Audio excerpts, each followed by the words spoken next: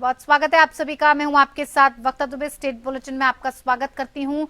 Bulletin की शुरुआत झारखंड की खबरों के साथ करेंगे। झारखंड में दुमका में एक विदेशी महिला के साथ गैंगरेप का मामला सामने आया है। स्पेन की एक महिला ने शिकायत की है कि बीती रात हंसडीहा थाना क्षेत्र में उसके साथ कुछ लोगों ने गैंगरेप किया। महिला की शिकायत पर पुलिस ने एफआईआर दर्ज कर ली है और पुलिस महिला की मेडिकल जांच कराने की कार्रवाई कर रही है। पुलिस ने इस मामले में कार्रवाई करते हुए 3 लोगों को हिरासत में ले लिया है और इस बाबत दुमका के जिला एसपी ने कहा कि आगे की जांच अभी चल रही है। जानकारी के मुताबिक पीड़ित महिला अपने पति के साथ बाइक टूर पर भारत आई थी। शुक्रवार की रात उसके साथ कुरुम हाट में टेंट में सोने के दौरान सामूहिक दुष्कर्म किया गया। पति और पत्नी स्पेन से टूरिस्ट वीजा पर भारत घूमने आए थे। स्पेन से पहले वो बाइक के जरिए पाकिस्तान पहुंचे और उसके बाद पाकिस्तान से बांग्लादेश होते हुए भारत आए। यहां वो जब झारखंड पहुंचे तो दुमका जिले के हंसडीहा थाना क्षेत्र के कुंजी गांव में टेंट लगाकर रुके हुए थे और इस दौरान 8-10 लोगों ने उनके साथ गैंगरेप किया। आपको बता दें कि झारखंड से पीड़ित महिला अपने पति के साथ नेपाल जाने वाली थी। महिला ने बताया कि महिला के साथ गैंगरेप के साथ ही आरोपियों ने महिला के साथ मारपीट भी की है।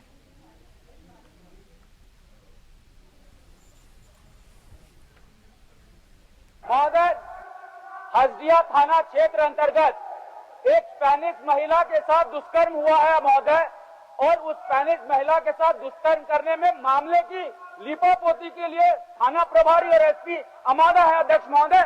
ये पूरे झारखंड की बदनामी नहीं, ये पूरे देश की बदनामी है अध्यक्ष महोदय। इसलिए मैं आपसे आग्रह करता हूं कि एसपी को तत्काल सस्पेंड किया जाए और मामला हमारे जो है संसदीय कार्य मंत्री उनके संज्ञान में आए और जांच कमेटी तुरंत बैठा के अध्यक्ष महोदय, स्पेनिश महिला के साथ बलात्कार हुआ, 8-8 लोगों ने बलात्कार किया और बलात्कारियों को पॉलिटिकल संरक्षण मिल रहा है अध्यक्ष महोदय, उनको बचाने का काम किया जा रहा है अध्यक्ष महोदय। इसलिए हमारे राज्य के हित का मामला अध्यक्ष महोदय।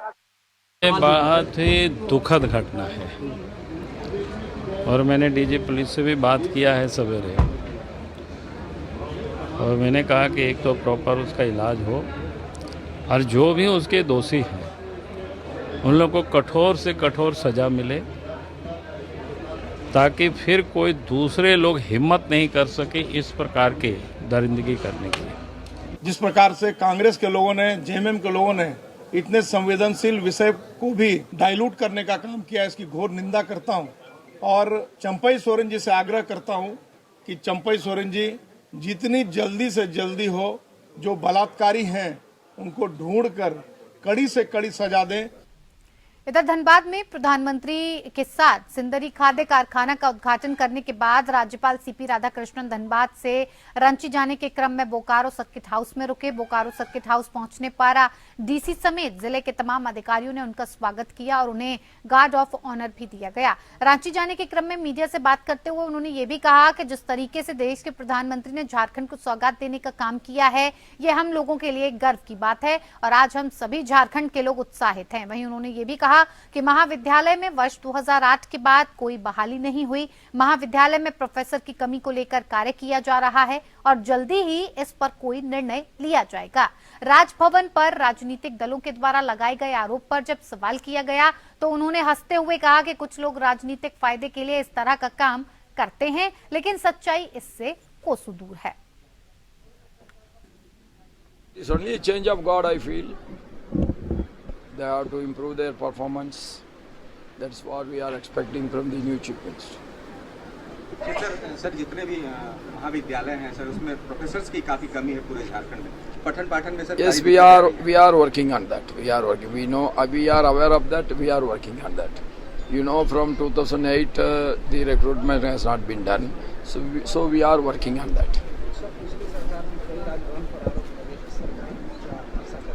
There has been a lot of allegations by the government on Raj Bhavan by the last CM. What I have to tell about that? Some people always more interested in political gains rather than telling the truth. That's all I can say.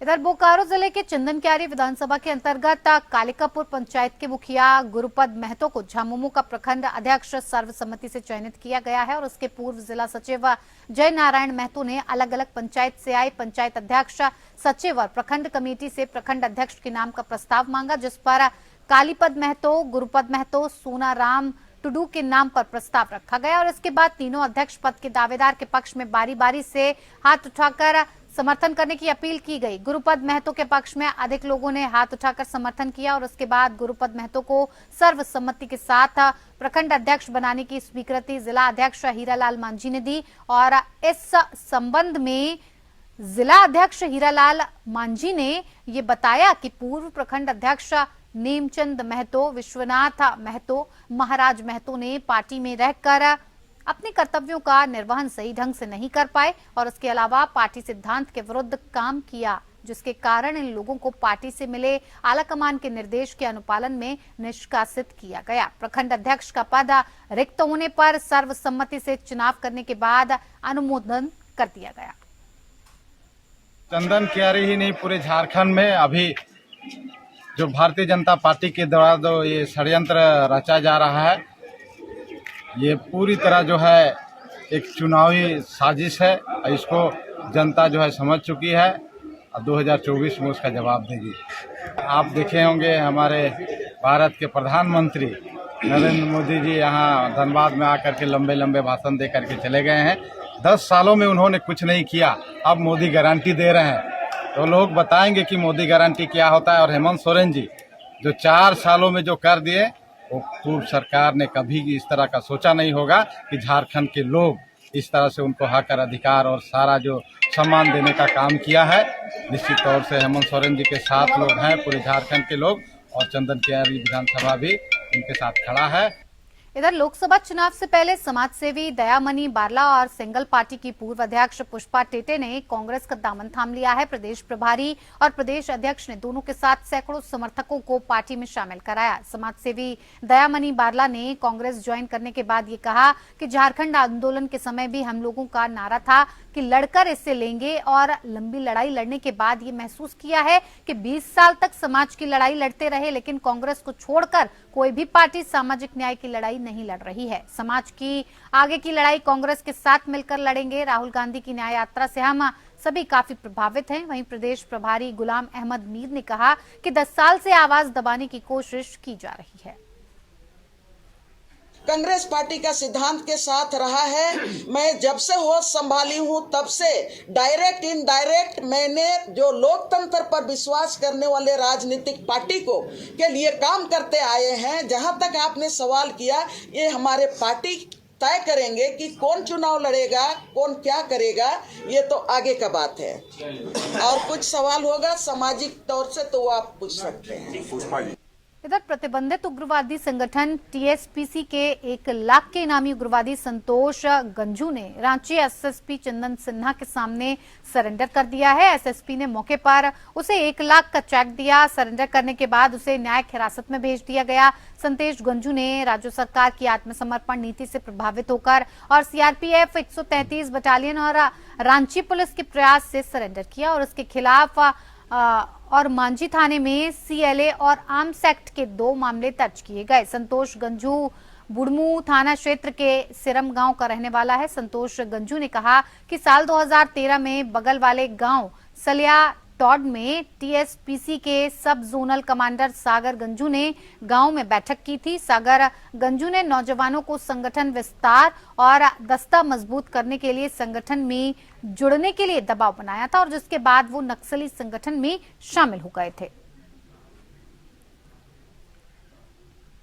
Jhunjhunu जिला था sir जी, उसमें एक Redu farm company का नाम था, वही farm में हम शरण ले रखे थे। नहीं, संगठन में किधर एक्टिव थे, किस पोस्ट में? बस सर ये अपने जिला रांची जिला तरफ थे। हाँ, किस पोस्ट में थे? बस एक फौज के रूप में थे सर। हाँ। जी। और क्या कहेंगे अपने साथी लोगों को, कैसा है संगठन, उसकी दुनिया कैसी होती है संगठन? नहीं सर ये गलत है, ये सब हाँ। ठीक नहीं है, उसमें कोई जिंदगी का कोई भरोसा नहीं है। हाँ। वो जिंदगी से हमको अच्छा, यही जिंदगी अच्छा लगा, अपना घर परिवार के साथ मिलजुल के रहना, ये सोच समझ हम छोड़ दिए सर। मुख्य निर्वाचन पदाधिकारी के निर्देशानुसार आड्रे हाउस में 2 दिवसीय चुनाव का पर्व कला महोत्सव का आयोजन किया गया और इस कार्यक्रम में रांची के विभिन्न स्कूल एवं कॉलेजेस के बच्चों के बीच पेंटिंग, रंगोली, क्विज, संगीत, नाटक आदि की प्रतिस्पर्धा का आयोजन किया गया, जिसका मुख्य उद्देश्य चुनाव के प्रति युवा वर्ग को जागरूक और शिक्षित करना है। कार्यक्रम में मॉक पोल के द्वारा भी युवा वोटरों को मतदान प्रक्रिया के बारे में पदाधिकारियों द्वारा जानकारी दी जा रही है और इस मौके पर मुख्य निर्वाचन पदाधिकारी के रवि कुमार ने कहा कि लोकसभा चुनाव की घोषणा किसी भी दिन हो सकती है। हम सबको मतदान के लिए पूर्ण रूप से तैयार रहना है। मतदान केवल सरकारी प्रक्रिया नहीं है, बल्कि पूरे देश के नागरिकों के लिए लोकतंत्र का महापर्व की तरह है।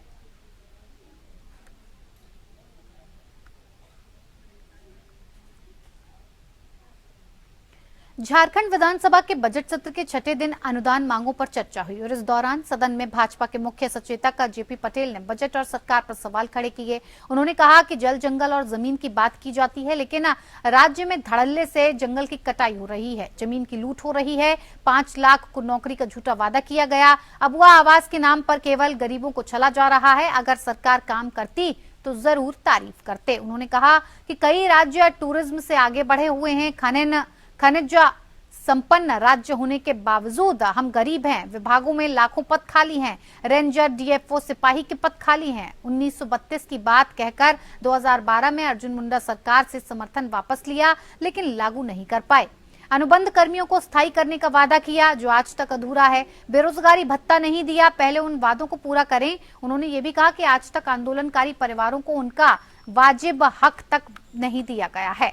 झारखंड आंदोलन के लिए जेल जाने वालों को पेंशन नहीं मिल रही है, जिनको पेंशन मिल रहा है उसमें वृद्धि की जानी चाहिए।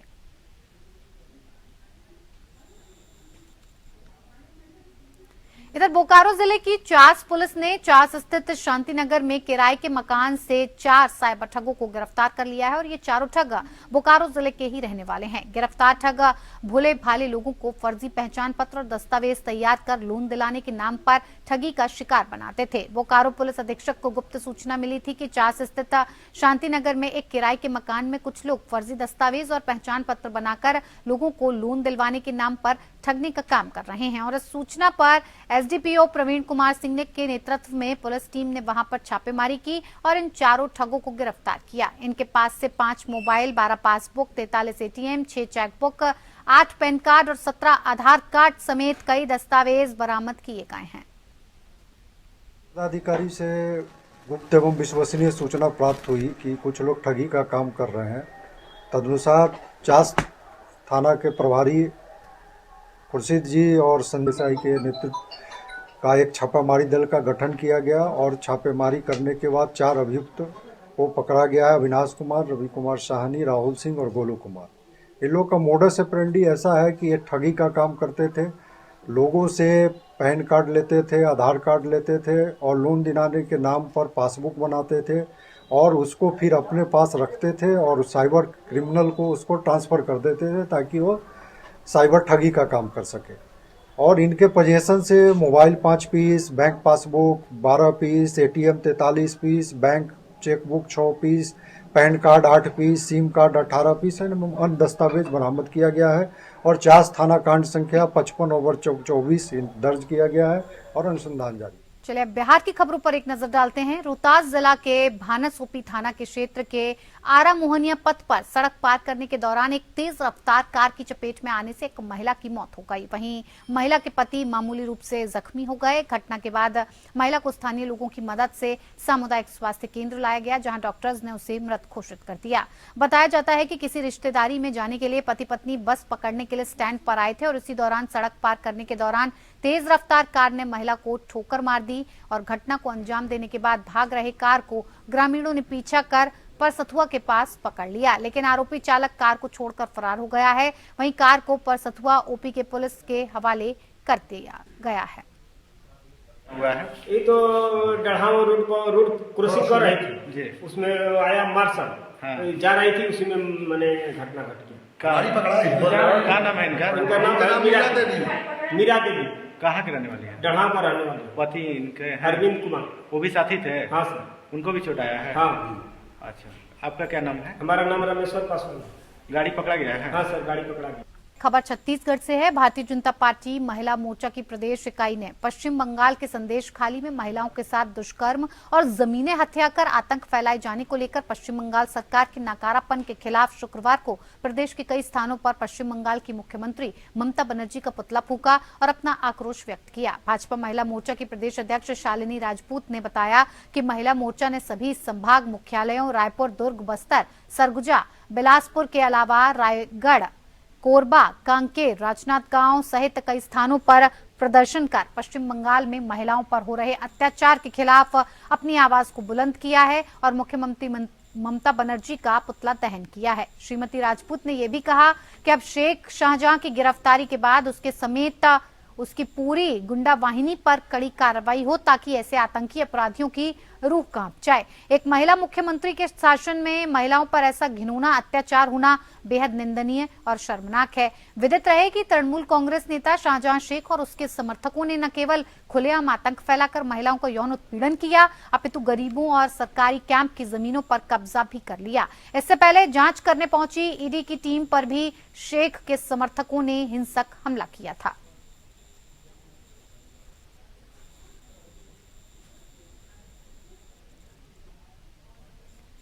छत्तीसगढ़ महिला कांग्रेस कार्यालय में पत्रकार वार्ता कर भाजपा पर गंभीर आरोप लगाए हैं। उनका कहना है कि भाजपा अपराधियों का मनोबल बढ़ाने का काम करती है। भारत में महिलाओं के खिलाफ हिंसा की भयावह वास्तविकता से जूझ रही है। 2024 का लोकसभा चुनाव देश की बेटियों के आंसू के बीच लड़ा जाएगा। हाथरस, उन्नाव, ब्रजभूषण सिंह और अंकित भंडारी जैसे केस इस संकट की व्यापकता को उजागर करते हैं और ये सिर्फ खबरें नहीं है बल्कि बेशुमार अनसुनी घटनाओं, खामोश पीड़ा और लाखों लोगों के टूटे सपनों का प्रतिनिधित्व करते हैं। इस संकट की जड़ें जटिल हैं। आगे उन्होंने ये भी कहा कि भाजपा द्वारा संचालित दंड मुक्ति की संस्कृति जो अपराधियों का मनोबल बढ़ाती है और रिपोर्टिंग को हतोत्साहित करती है। त्रुटि पूर्ण न्याय प्रणाली जो अक्सर समय पर और संवेदनशील फैसला देने में विफल रहती है, जिससे पीड़ित और उनके परिवार न्याय की आस में तड़पते रहते हैं। इस प्रणाली को खत्म करने के लिए बहुआयामी रणनीति की जरूरत है।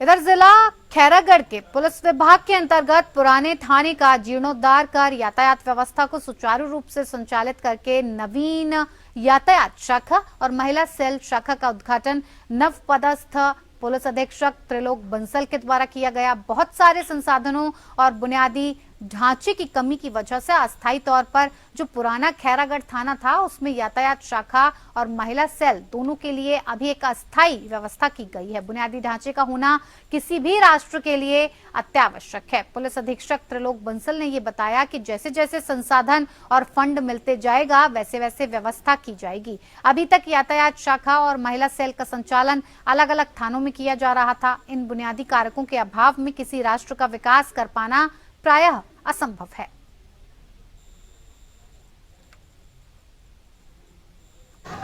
आज हमने अस्थायी तौर पे जो पुराना खैरागढ़ थाना था उसमें महिला सेल और यातायात शाखा दोनों के लिए एक टेम्पररी व्यवस्था की है और उसका ही आज उद्घाटन हमने रखा है। आगे चलकर हम इनके स्थायी व्यवस्था की भी तैयारी करेंगे और जैसे जैसे हमको संसाधन और फंड्स मिलते जाएंगे हम परमानेंट व्यवस्था करते जाएंगे।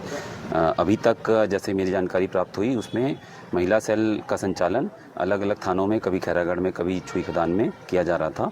तो ये एक टेम्पररी तरीके से एक स्थायी व्यवस्था हमने करी है। इसी प्रकार यातायात शाखा का गठन अभी हाल ही में ही किया गया है। कुछ कर्मचारियों की पदस्थापना भी की गई है और एक तात्कालिक व्यवस्था करके ताकि ट्रैफिक और महिला सेल दोनों ही सुचारू रूप से जिले में संचालित किया जा सके, इसलिए एक व्यवस्था बनाई गई। चलिए, स्टेट बुलेटिन में फिलहाल इतना ही। नमस्कार।